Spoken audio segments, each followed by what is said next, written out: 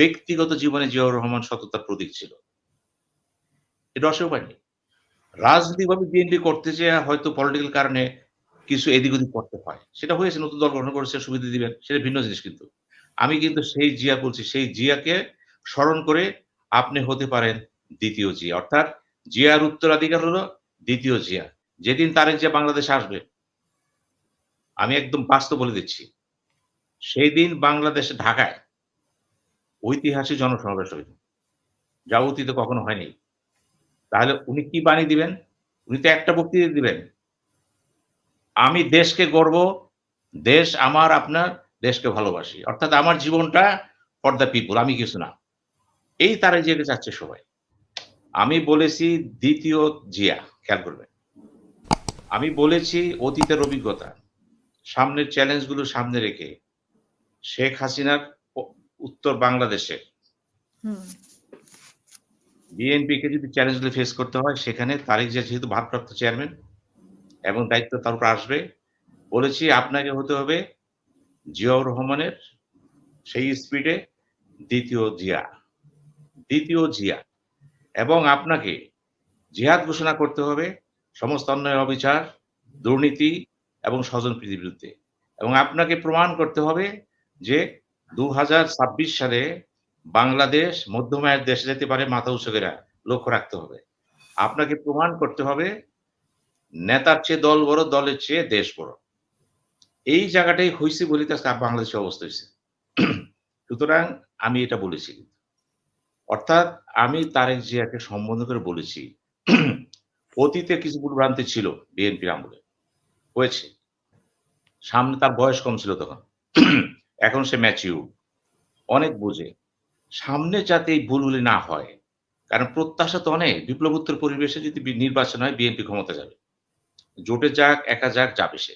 সেই ক্ষেত্রে প্রত্যাশাটা কার কাছে? বিএনপির কাছে। কাজে বিএনপিকে চিন্তা করতে হবে, যা লাউ তা কদু না। কথাটা এখানে আসছে। অর্থাৎ বিএনপির সাথে আওয়ামী লীগের একটা পার্থক্য আছে, যেটা ডক্টর ইমরান বললেন। এই পার্থক্যটা মুখে, মুখে না। বাস্তব প্রশাসনে প্রমাণ করতে হবে, আমি রাষ্ট্র পরিচালনায় ক্যাবিনেট গুরুত্ব দিছি। একা আমি সবকিছু করছি না, যেটা আওয়ামী লীগ করেনি। ওখানে ছিল এক দেশ এক নেতা, হাসিনা। খেয়াল করবেন। ওখানে প্রত্যেকটা জায়গায় কিছু হইলেই প্রধানমন্ত্রী। এই জিনিসটা কিন্তু আমরা চাচ্ছি না। আমরা চাচ্ছি ক্যাবিনেট রেসপন্সিবল হবে, প্রত্যেক মন্ত্রী হবে, ইন জেনারেল হবে। আমরা চাচ্ছি প্রশাসনের দায়িত্ব থাকবে, দায়িত্ব বন্টন থাকবে। আমরা চাচ্ছি ডিসেন্ট্রালাইজেশন হবে, বিভাজন হবে। আমরা চাচ্ছি দলের গঠন হতে হবে, যেখানে দলের নেতাই সব না। ওখানে প্রেসিডেন্ট আছে, স্ট্যান্ডিং কমিটি আছে। সেখানেও প্রমাণ করতে হবে আলোচনা শেয়ার করা যায়। এই যে গণতান্ত্রিক চেতনা, এইটাই আমি বলেছি জিয়া। অর্থাৎ আপনি ফাদার শহীদ জিয়াউর রহমান। সমস্ত শত্রু বলবে, রাজনৈতিকভাবে যত বিশ্লেষণ হয় ভিন্ন জিনিস। ব্যক্তিগত জীবনে জিয়াউর রহমান সততার প্রতীক ছিল। এটা অস্বীকার নেই। রাজনৈতিকভাবে বিএনপি করতে যেয়ে হয়তো পলিটিক্যাল কারণে কিছু এদিক ওদিক করতে হয়। সেটা হয়েছে, নতুন দল গঠন করেছে, সুবিধা দিবেন। সেটা ভিন্ন জিনিস কিন্তু। আমি কিন্তু সেই জিয়া বলছি, সেই জিয়াকে স্মরণ করে আপনি হতে পারেন ২য় জিয়া। অর্থাৎ জিয়ার উত্তরাধিকার হলো ২য় জিয়া।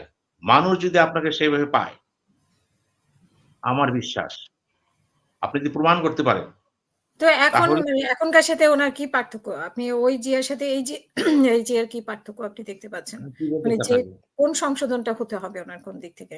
আমি বলছি জিয়াউর রহমান যে কাজগুলি করেছিল, তিনি কি করেছিলেন? জিয়াউর রহমান জনপ্রিয় কেন? ব্যক্তি জিয়া কিন্তু সততার প্রতীক, খেয়াল করবেন। মানুষ তাকে পছন্দ করত। এখন জিয়ার মৃত্যুর পরে জানাজাতে আমি তো গিয়েছি। আমরা দেখেছি কত হলো জিয়াউর রহমান একটা অ্যাপিল ছিল কিন্তু। উনি ক্ষমতা থাকা যাওয়া অবস্থায় মারা গেছেন এবং ইমেজ নিয়ে মারা গেছেন।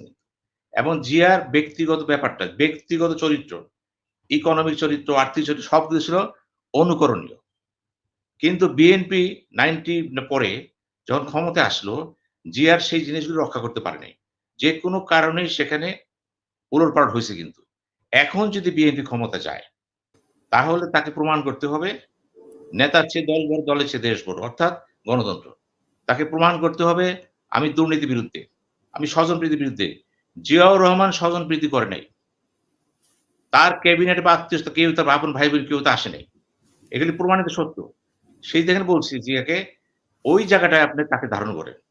তার দৃঢ়তা এবং দলে যখন অন্যায় হয়, জীবন প্রশ্ন দেয়নি তো। তারেক যে কয়েকটা কাজ করেছেন কয়েকদিনের মধ্যে, এই যে আশরাফকে যখন করা হলো সুপ্রিম কোর্টে, উনি কিন্তু পদক্ষেপ নিয়েছেন। ফরিদপুরে গন্ডগোল হয়েছে, পদক্ষেপ নিয়েছেন। রুহুল কি নাম? রুহুলকে কিন্তু তিনি সাথে, সাথে উপদেষ্টা বাদ দিয়েছেন। এগুলো হচ্ছে ঐতিহাসিক পদক্ষেপ। আমরা এগুলি প্রশংসা করি কিন্তু।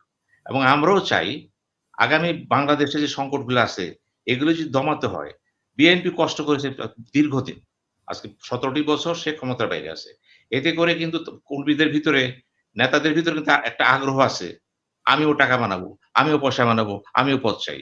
কিন্তু তারেক জিয়াকে বলতে হবে, I am son of Ziaur Rahman and I know how to run the state. আমার কাছে কম, আমার কাছে দেশ বড়, জাতি বড়। আমি দলের লোককে এই প্রশ্রয় দেব না। যখন এরা প্রতিষ্ঠিত হয়ে যাবে, আপনার কিছু বলতে হবে। মানুষ তো ক্ষমতা, মানুষ চায় আপনি ক্ষমতায় থেকে কতটুকু তাকে টানতে পারলে। এবার নির্বাচনে কারচুপি লাগবে না।